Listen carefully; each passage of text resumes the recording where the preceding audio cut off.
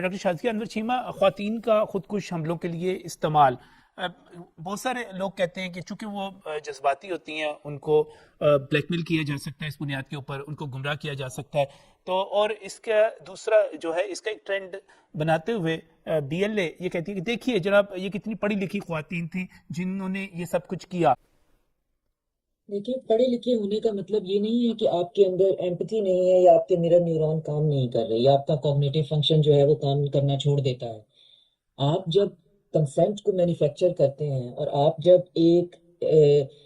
Eco chamber بناتے ہیں کسی انسان کے لیے، تو بڑے سے بڑا پڑھا لکھا انسان جو ہے وہ ایک کلٹ کا ممبر ہو جاتا ہے، ایک ایسے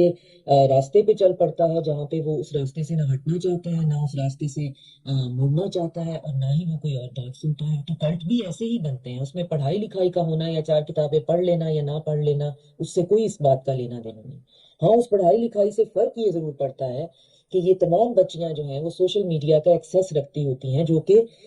نہ پڑھی لکھی جو لڑکی ہے وہ شاید اس طرح سے نہ رکھ سکتی ہو، تو چیٹ کر پاتی ہیں، سوشل میڈیا کو یوز کر پاتی ہیں۔ تو یہ سٹارٹ ہمیشہ ایک ایموشنل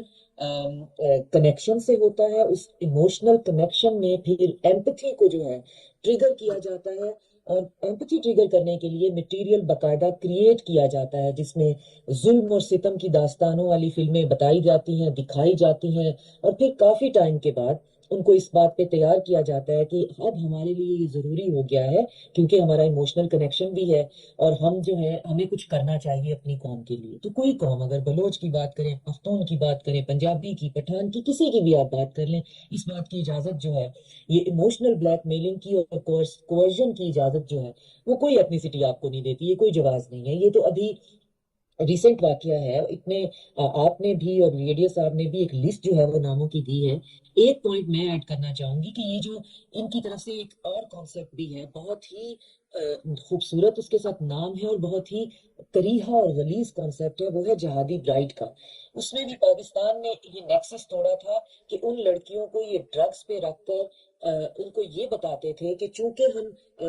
نعوذ باللہ ہم جہاد کر رہے ہیں اور ہمارے پاس بیویاں موجود نہیں ہیں، تو ہمیں یہاں پر تمہارا ایک فرض ہے اس پورے پروسیس میں ہمیں فیسیلیٹیٹ کرنا۔ اور وہ جو ہے وہ ایک پورا، مجھے یاد ہے ایک پوری رپورٹ تھی اور میں اس کو پھر فالو بھی کر رہی تھی کہ کتنی لڑکیاں جو ہیں وہ وہاں سے بدحال حالت میں جو ہیں ان کے کیمپوں سے باہر نکالی تھیں، اور یہ کس شرع کی بنیاد پہ، کس تہذیب کی بنیاد پہ انہوں نے وہاں پہ وہ عورتیں رکھی ہوئی تھیں، اور کس طریقے سے ان کو وہاں پہ کورس کر کے، اور ان کے بارے میں بھی یہ تھا کہ جی یہ ساری پڑھی لکھی بچیاں ہیں اور وہ پڑھی لکھی سوشل میڈیا سے ہی لی گئی تھیں۔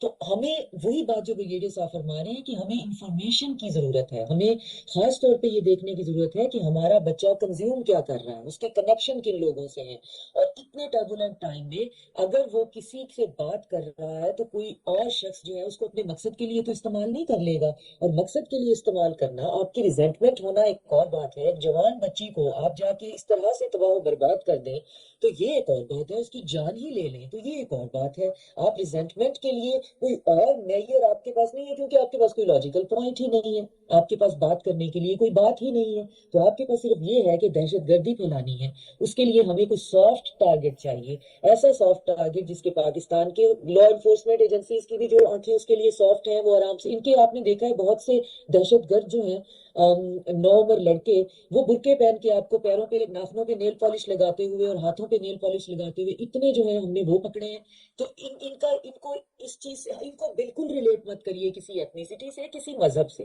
یہ بالکل کسی کے ساتھ ان کا کوئی کنیکشن نہیں، ان کا ایک ہی مذہب ہے، وہ